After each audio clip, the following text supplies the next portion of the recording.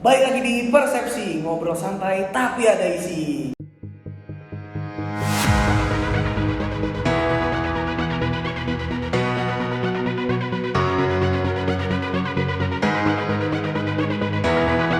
Tentang ketidaklulusan sejumlah pegawai KPK, terlihat untuk dicek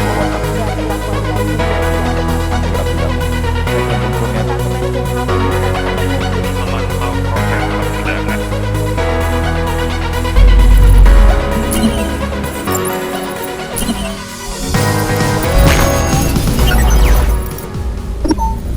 Nah, Bener banget. kata Mara hari ini kita kedatangan sebuah tamu yang spesial Wah, banget. spesial banget nih dari kemarin Benar, kemarin juga sempat hadir di UI. di Kongko. Betul, Spesial dan banget. membawa sebuah informasi yang kritis Kak, aku Seru tangkap. banget kemarin. Aduh, sayang banget pada yang nggak datang tuh. Wah.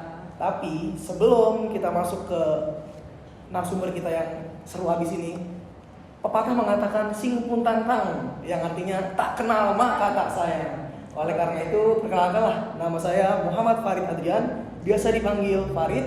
Dan saya Tamara Feci, boleh dipanggil Tamara. Boleh Mas diperkenalkan? Mas? Oke, saya Kurnia Ramadana, panggilannya Kurnia. Oke. Ya.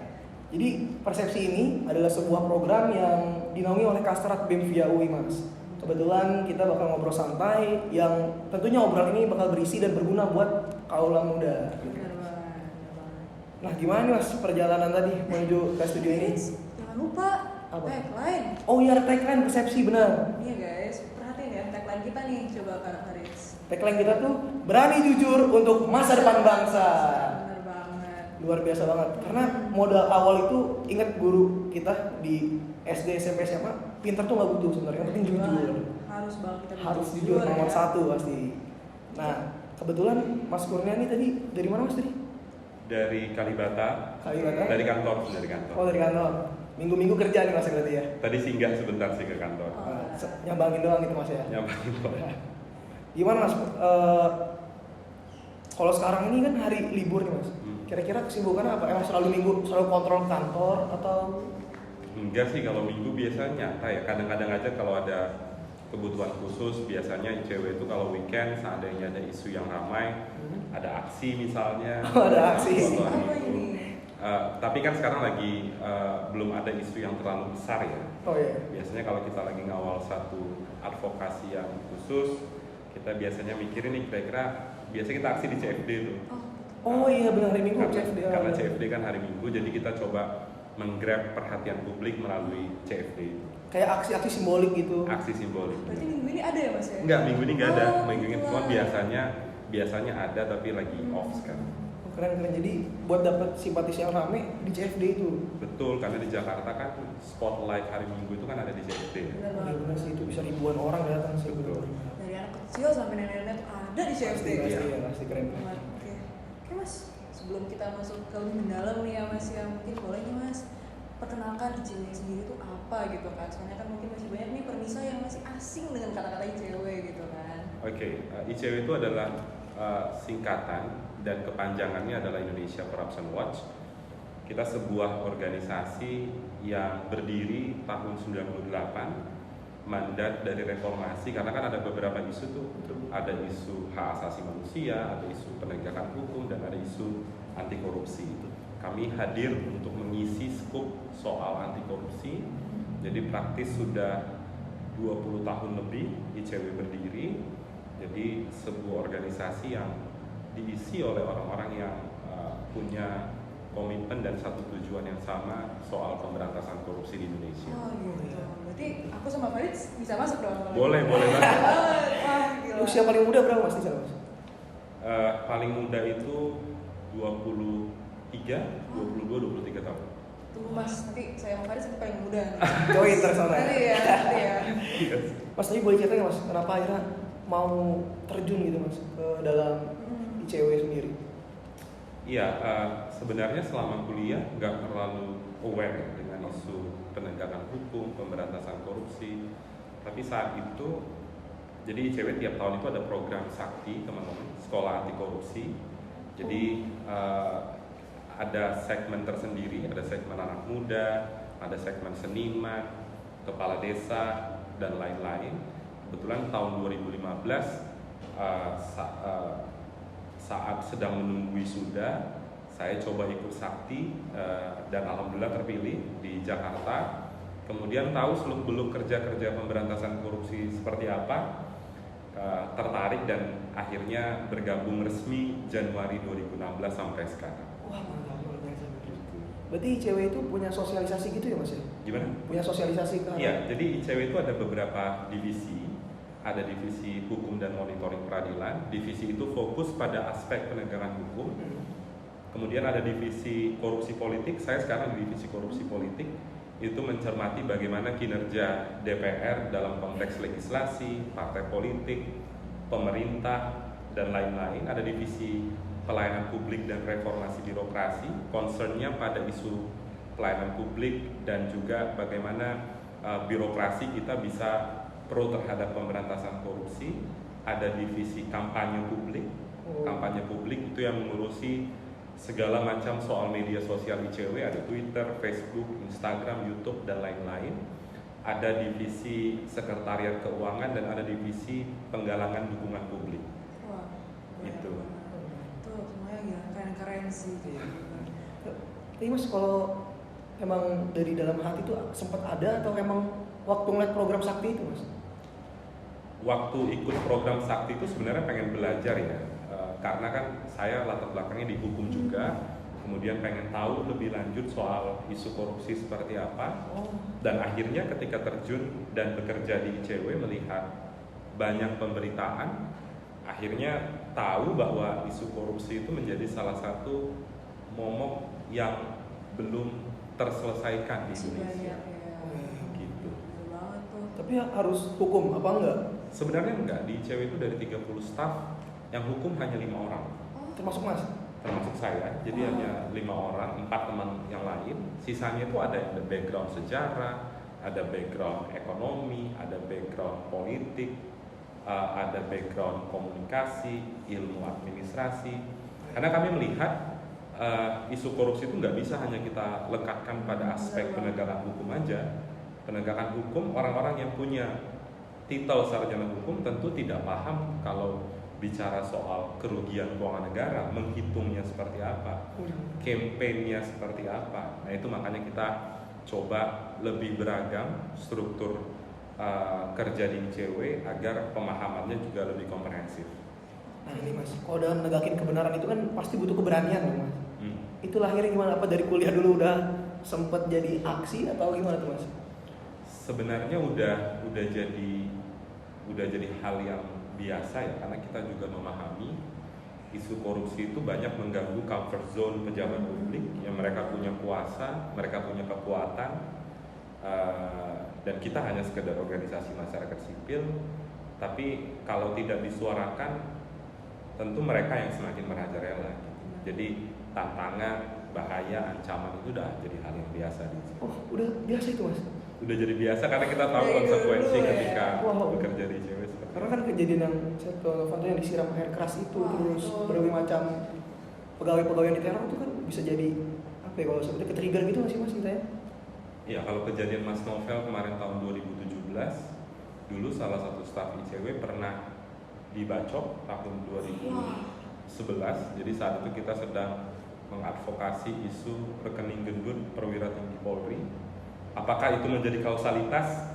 Itu saya nggak tahu, dan faktanya sampai sekarang pelakunya juga tidak ada.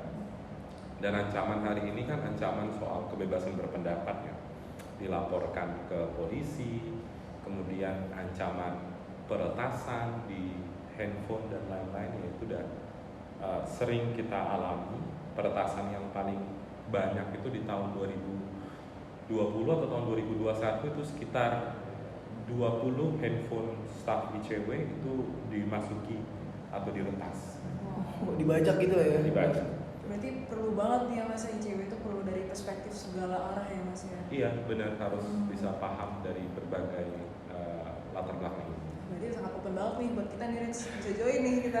Sebenarnya kalau mau join mikir berkali-kali sih, soalnya kejadian Novel Baswedan itu benar-benar parah banget Mas. Ya, dan sebenarnya kita juga nerima peserta magang ya.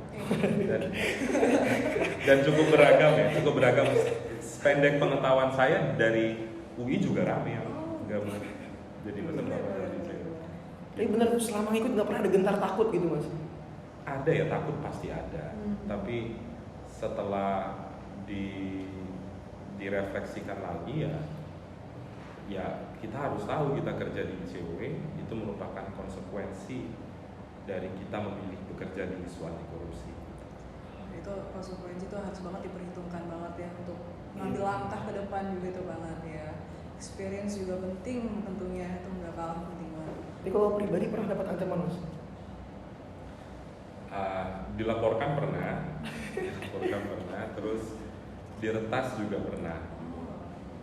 Apa tuh kalau diretas bagi-bagi pulsa atau gimana tuh mas? Kalau diretas? Jadi saat itu lagi ngawal isu seleksi pimpinan KPK Oh iya. tahun 2019. Tiba-tiba WhatsApp udah nggak bisa diakses kira-kira 3-4 jam. Padahal handphonenya di tangan saya, sinyalnya full.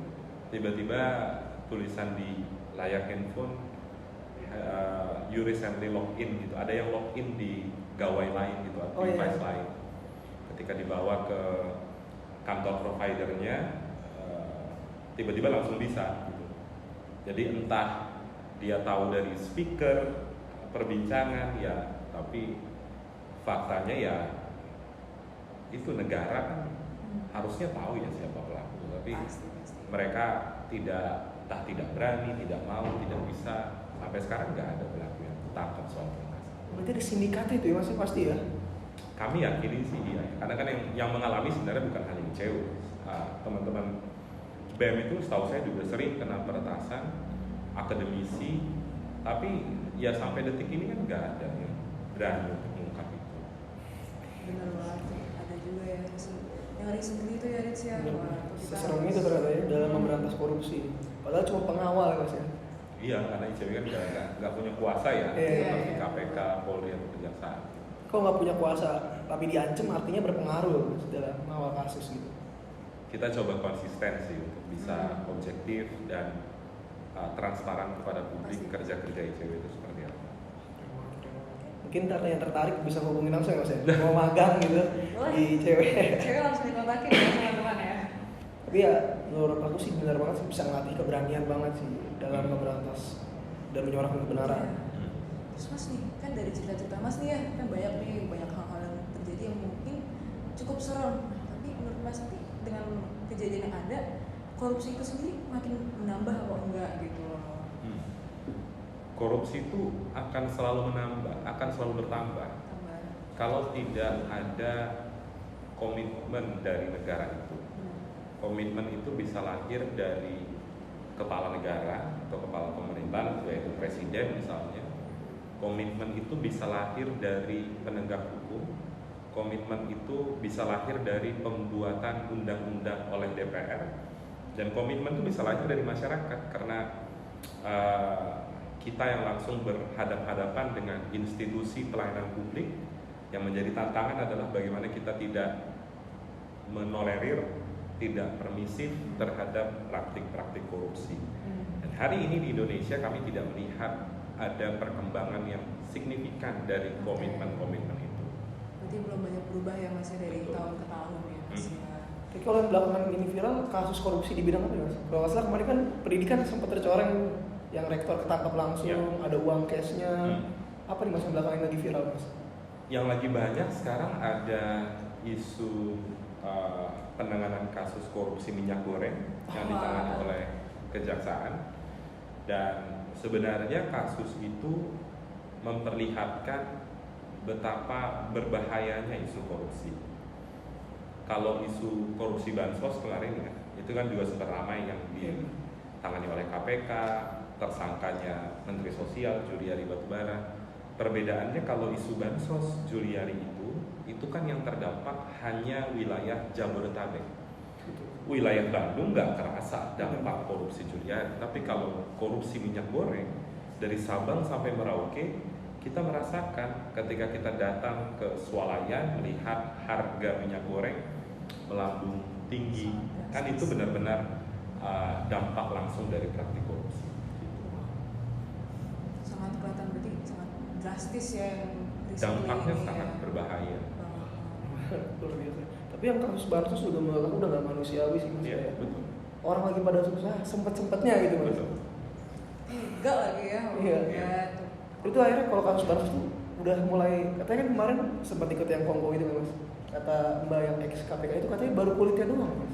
Iya benar, karena kalau isu bansos kemarin kan Juliari itu diduga menerima puluhan miliar, bukan diduga lagi, sudah terbukti di persidangan, puluhan miliar dia terima, ada jet pribadi dan lain-lain, uang bansos itu digunakan, itu baru praktik suapnya.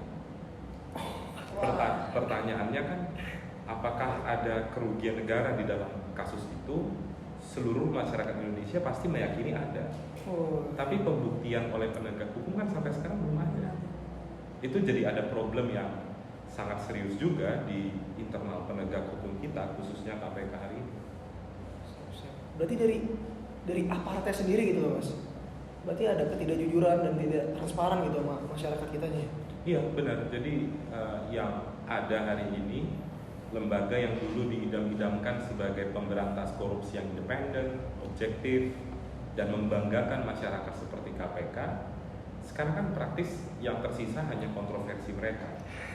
Pimpinannya melanggar etik, ada pimpinan yang mundur, gimmick-gimmick politik dari pimpinan KPK, sesuatu yang sebenarnya tidak pernah terbayangkan oleh kita terjadi di KPK. Itu kan potret-potret yang sering terjadi di lembaga tetangga gitu, bukan di lembaga KPK. Artinya dari dapur sendiri itu udah diacak-acak ya mas? Dapurnya bermasalah dan sumbernya sebenarnya bukan dari internal KPK. Oke, pimpinan KPK satu sisi ada problem di sana, tapi di aspek yang lain segala permasalahan hari ini itu lahir dari kebijakan yang ngawur dari presiden dan juga DPR. Kalau presidennya benar, DPR-nya benar, nggak mungkin KPK seperti ini. Berarti kita bisa berasumsi nih mas ya, kalau misalnya aparat itu sendiri tuh belum melakukan tindakan yang sepantasnya setelah hukumnya gitu ya mas ya. Betul, jadi yang mereka diberikan kewenangan yang sangat luar biasa besar dari undang-undang ternyata tidak bisa atau tidak cukup membanggakan atau memuaskan ekspektasi masyarakat.